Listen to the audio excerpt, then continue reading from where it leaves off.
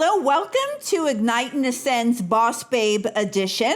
And I created this podcast to have conversations with real women in business to discuss any challenges or problems that they may have faced through their career, how that affected their life, what did they do, what was the aha moment, and what advice can they share with another woman that might be going through the same thing. And so coming along, Boss Babe, we have Michelle Seamon, who is the Director of Sales, Florida region for the Allyson Group. And I was talking with Michelle before the show. First of all, she's also the president of the Northport Area Chamber of Commerce. So she's flexing some Boss Babe muscles there. But when we were talking about her career, one of the things that stuck out to me was she has a delineation of being an opener. And so this requires really an expansive view of a project and getting everything together and coordinating a lot of different vendors and opportunities. And she told me she has a few hotels that she supervises, and one of them is going to be in Welland Park, and that's Wellmar, is that correct? Yes, sir. And that is going to be a custom, unique design that Michelle is going to oversee, so that's going to be really exciting. And I just love Michelle's vibe. And what's interesting is that I was going to originally say that she's very direct, and when we were talking before the show, that's really the topic that she is going to really discuss with us. So Brenda nailed it on the head. Thank you very much. And I'm going to let Michelle tell us a little bit about yourself and your position and what you do in the community. Okay, so I am the Regional Director of Sales for the Florida region for Allyson Group. I currently oversee the Town Place Suites and the Fairfield Inn in Venice, and then starting up the marketing pieces and brand awareness for the Wellmar till we get a little bit longer with that build. And then there'll be a whole lot more stuff that I have to be involved in. And tell us about your volunteer work. You were touching on that before. Yeah, so not only does our brand, and many brands do this, is they require you to do a certain amount of community service, but our company also embraces that, as well as myself embraces it. I've been a Girl Scout leader, a Girl Scout mom. I've always felt that it's very important to give back to the community so that the community will then give back to you. And how did you come to be the president of the board of directors for the chamber?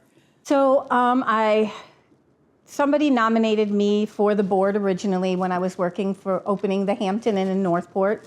And then I spent a couple years on the board and then was nominated by the president to become her incoming, and that was Sharon Matthews. Thank you, Sharon. Thank you, Sharon. I'm on the board as well, and she does a wonderful job. She runs a tight ship. That much I can tell you. If it's 1 second past, she's like, we gotta go, we gotta move. So that's wonderful that you do that, and I understand that it's not just for business, it's for Michelle, and people will talk to you about needs in the community, and your ears suddenly go up and you look for ways to help. Absolutely. And so I think that just makes you such a wonderful addition to this community, and I could tell you that you do make an impact. The board is very special, and it's very important for our city, and Absolutely. You really do a wonderful job. Thank you. And, you know, one of the things that struck me when I saw your title as regional, I thought to myself, to get to that level, you must have had many, many promotions, and you must have had a lot of rich experiences during that time.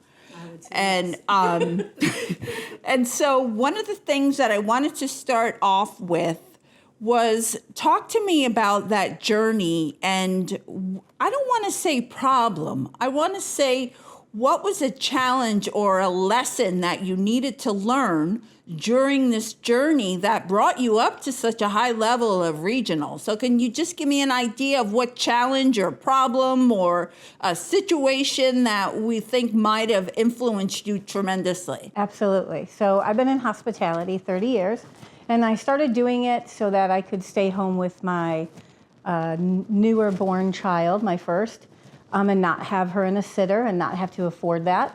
and they were opening a new hotel in our area. And so I started off as a front desk clerk and quickly became a front office manager, quickly became an AGM. And then after 6 years, I transitioned into sales in order to broaden the horizon.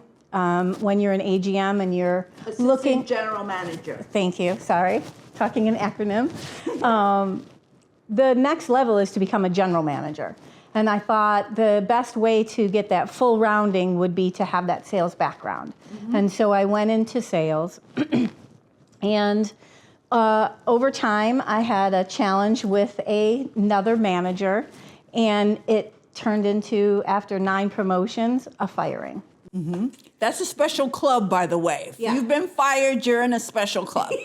I'm in a special club. Yes. So do tell. Join the club. Join the club. So do tell, how did that happen? So the challenge comes from the direct piece. So I am extremely direct. I feel like being direct is really just truly being honest. However, honesty comes with an adaptation to delivery. And over the course of the career, and actually from the firing, you turn and you pivot and say, how can I do better? And what makes people more successful? And being able to read somebody and understand how to adapt your delivery to that person. There's some people who need to be so coddled, and there's other people who really just need the facts and that directness. And talk to me about how that presented itself in your career, being that direct and being a woman that direct. So in the beginning of the career, as you can all imagine, that's 40 years ago when I started working. And You don't look young enough to have been doing anything for 40 years. 30 years in hospitality and was in banking for 11 before that. So. But you know, back then banking was all men mostly. I'm sure Kim Maddie was a testament to that, right? The statistics Yes. to this day Yes. are so impressive. Yes. And so being a woman back then and being direct, you can imagine that didn't go, it went over well fine, it seemed like, with men. Other women is really probably who were more... Threatened. Yes. Or more just can't believe that you could be that direct with somebody. And what did they think of you?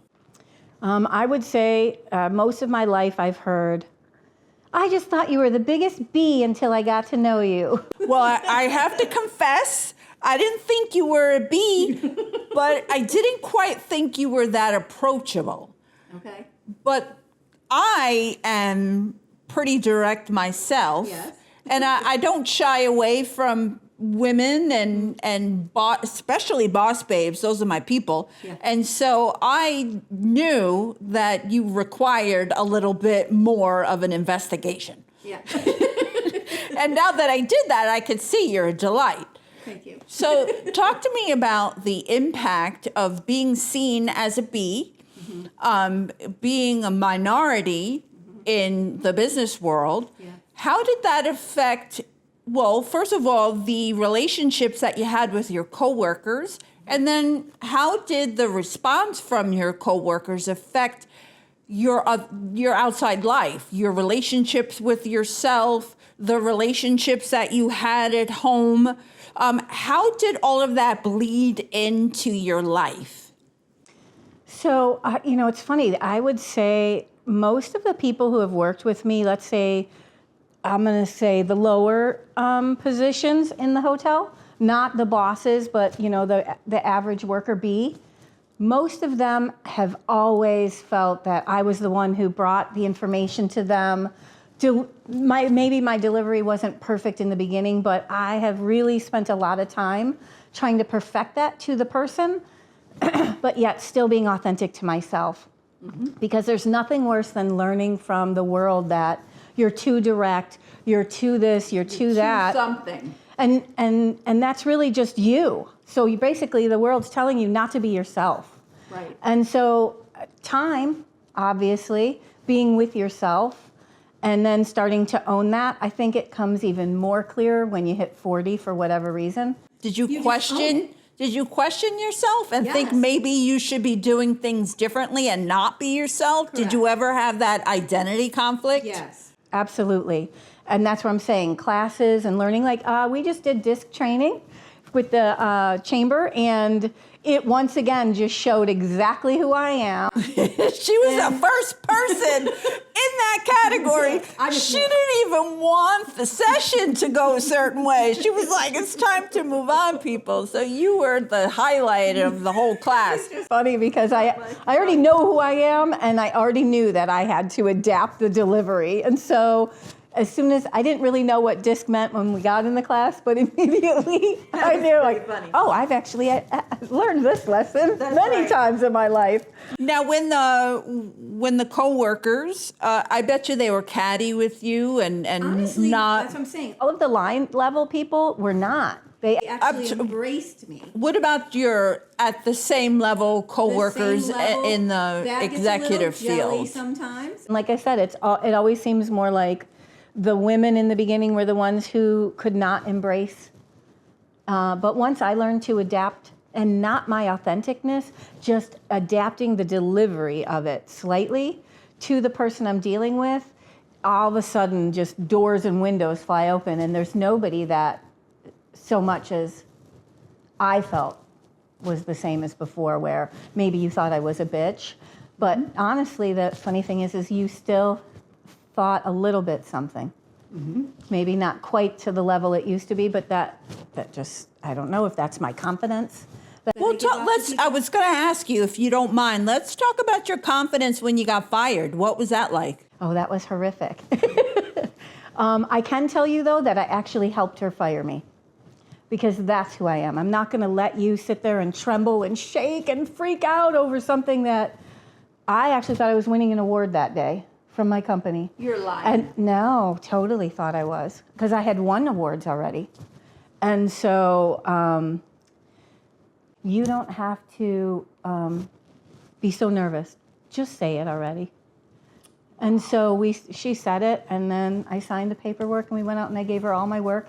And as I start to say, I'm in the middle of this and this and this and the 19 projects you're in when you're in sales, because there's a process, you start off with a proposal, then it goes, maybe you have to follow up with objections, and then you finally close, and then you contract, and then you finally create. That's a process. Sometimes that's a week, sometimes that's a month, sometimes it's 3 months.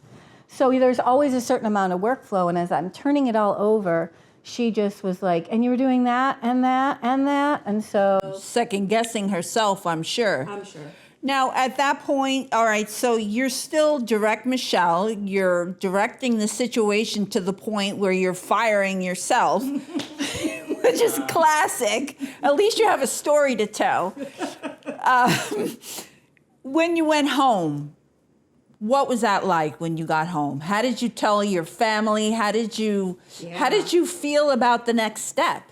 I felt overwhelmed, lost. A little bit of like a piece of me just got removed. I was with that company 13 years. Wow. And it was like 2 weeks or something like that before my 14th anniversary or 15th anniversary, something crazy. Mm-hmm. And just couldn't believe that's what was happening. And at that time I was on the board, and I may have even been the president of the Visitors Bureau up in that area. And I was the vice president of the Lodging Association in that area. And so now I'm not with a, deep roots. Yes, deep in the community. And now you're not in that title. You have to give up those positions, because that is a working position with your job. And so part of your personality at this point, part of who you are in your identity. Yeah. So I spent a few months looking for a job and doing some like housekeeping for myself, for my home, for my family. How did you tell your husband? Did you have a husband? I don't mean to a husband and 2 kids at this point. And how did you tell them? Well, I'm just direct, so I just called them. Hi, honey, how are you? Wait till I got there. Hi, honey, how are you? I got fired today. Okay, what's for dinner? I said, remember that award I was talking about yesterday? The award was I got fired. He thought, what are you kidding me? And he didn't believe me. at first. And I was like, I'm It's so scared. nice that we can laugh at it now. Yeah, because it was not funny at the It time. was not funny at the It was time. heartbreaking at the time, but You know, I always say, the world shuts down a window or a door and God's going to open another one. It's so And true. he If did. only we could believe that at every moment. Right. It life took a would little be lot while. easier. Life But, would be a lot easier. I was Okay, doing so- sales for that company at the time, 3 hotels, and managed a team of 2 or 3 other people. And the next window that opened was I did 1 hotel and made more money than the 3.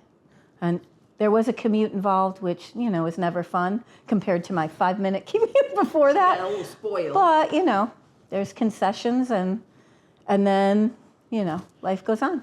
Okay, so we need to talk about some sort of pivot point for you. And I'm hearing a lot of different ones. And so I don't want to put words in your mouth. What was a day, a time? Was it when you got fired? Was it when you realized that these women are not jiving with me? What was the pivot where you realized, number one, I got it going on. I'm a boss babe. I know what I'm doing, and I'm going to be okay. And there's another door opening. But I think just as importantly, when did you come to the realization that you had to learn other people's personalities in order to get the most out of the situation? Right. When did you come to that conclusion? And was that an aha moment for you? So the year that I had my son, the company that fired me sent me to a Dale Carnegie course, and I learned about adaptation to others. They have a little golden book of rules, and some of those rules I still listen to today, and every once in a while I'll pull out that book and read it again. Give me one. Let everyone save face. So when somebody goes wrong, instead of pointing it out and making them feel like poop at that moment because it made you feel better because maybe they were a B, instead you let them save face. And in the end, you rise above, they recognize what just happened. So in other words, let's not point out what just went wrong. Let's let them elevate themselves so they can learn that lesson for themselves. Or just showing them the answer is here in the best light possible and never actually directing that there was a mistake made. So guiding them and letting them come to that on their own. Yep. I Let love them that. have their own aha moment. You don't need to be the person going, aha. Okay, I get it. And so how has that impact that new, well, I don't know if it was new, but the realization that everybody matters and everybody has their own personality. Yeah. And it's not always easy for direct and passive Right. to get something done. Correct. So, but every test, when you want to be a general manager or a director of sales for any company, there's a certain little test that you go through. And it's like a predictive index. It's a disc kind of thing. I've done like 92 of them.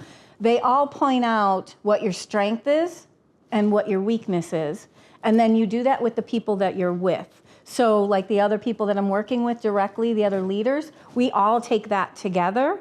And then you learn that you are analytic. So when I bring something to you, I need to bring it in an analytical way, not in a sales way. And What then the would next be- person might need the sales way, What would be the best way for me to deal with you, somebody with your personality? How would you like to be addressed? So I have a little bit of a fluctuation in my over time and over a span of a career. A lot of people change and make small changes throughout time. And one of mine is if I have a strong leader with me, I will usually step back. It's just a thing I just do naturally.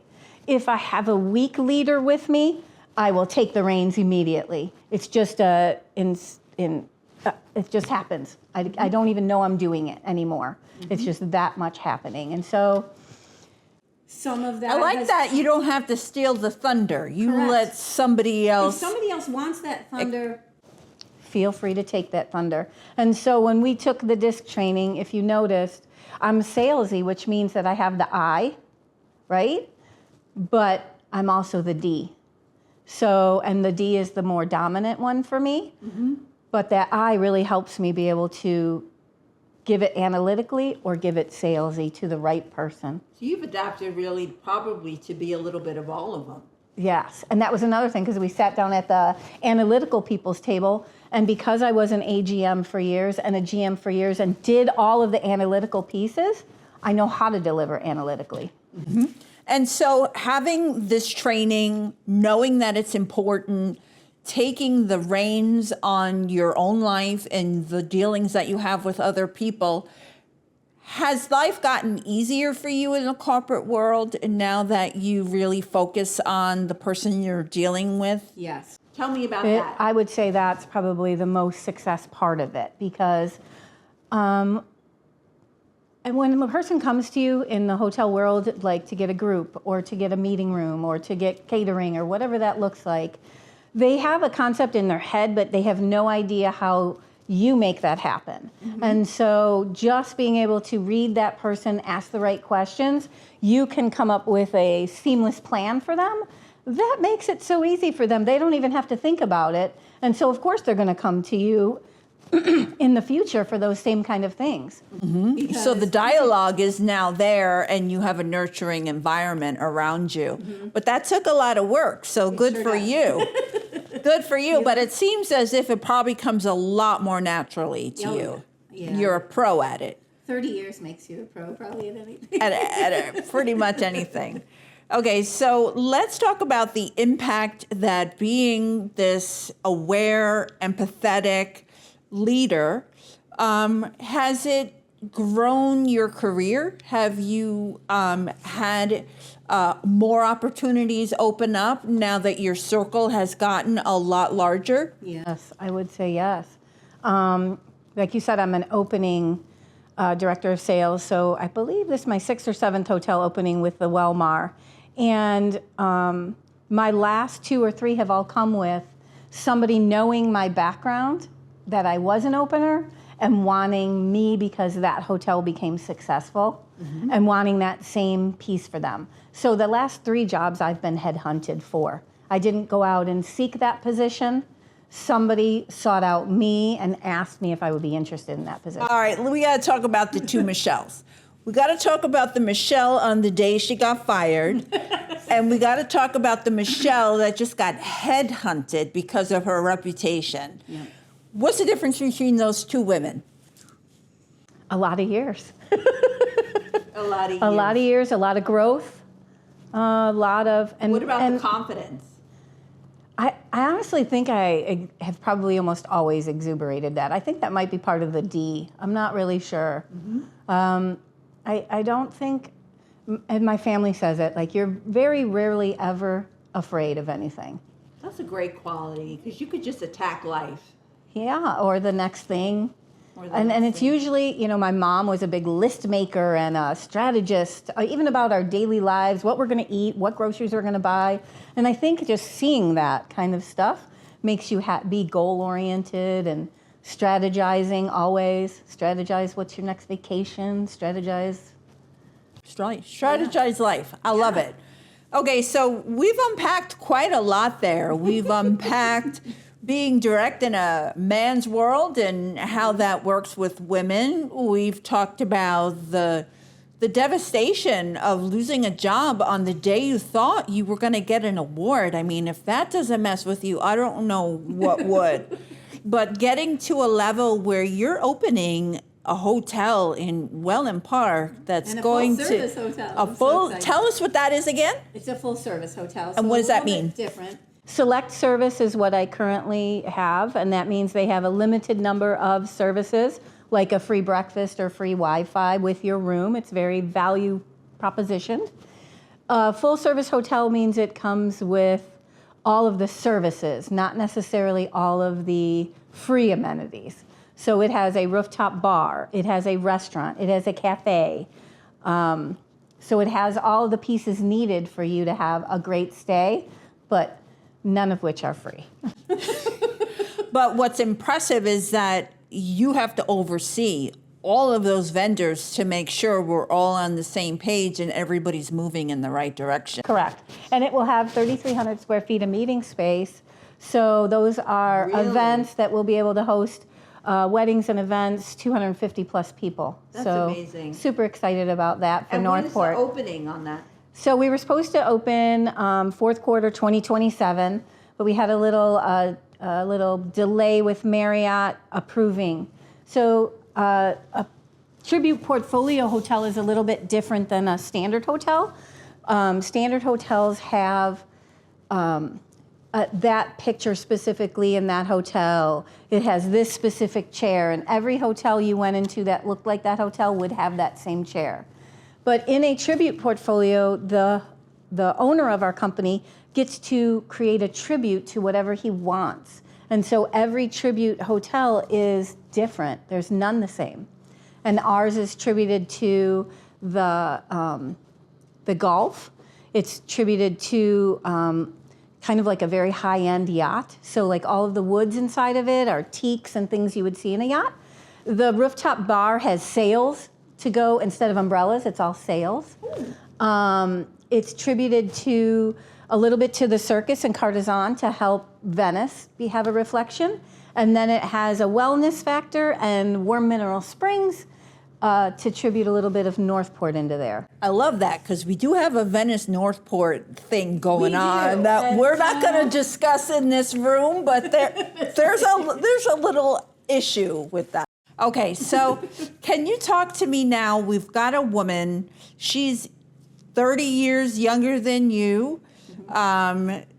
Life is a little different now in the business world. I think men are a little bit more used to women in power, and I think women probably see more women in power. So it might not be as bad as it was with you. Right. But what if she has someone who's out to get her? What if someone's after her job or just talks about her or just makes her feel less than adequate? And has a personality like yours and she just wants to be true to herself. What advice would you give a woman that was like you 30 or 40 years ago? Yeah. I think the first thing would be to honestly learn or take a class on the different personalities of people and learn those so that the second you meet somebody, you already can kind of have a prediction on how to adapt to them. Mm-hmm. The second thing I would say was look for another job. I'm sorry, but sometimes that's the only way to make yourself happy. Mm-hmm. You have to follow your own dream and your own drum. Tell us a little bit how to contact you. Sure. So my cell phone is always available, 815-715-3021.